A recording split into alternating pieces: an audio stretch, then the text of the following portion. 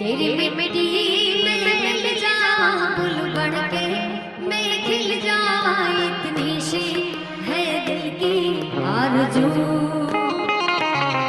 तेरी नदियों में बह जाऊं तेरे खेतों में लहराऊं इतनी सी है दिल की आरज़ू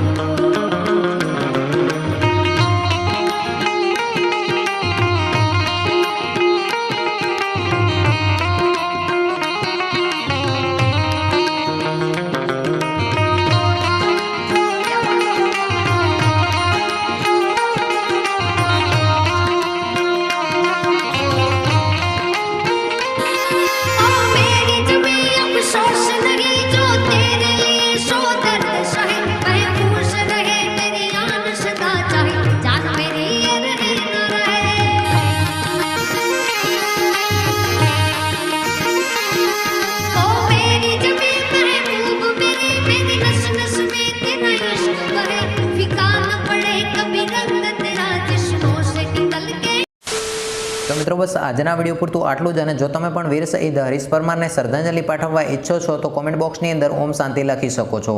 આ ઉપરાંત આ વિડિયોને વીર શહીદ હરીશ પરમારની દેશ પ્રત્યેની કુરબાની માટે એક લાઇક તો બને જ, તો વિડિયોને વધુમાં વધુ લાઇક કરી તમારા મિત્રો સુધી જરૂરથી શેર કરજો।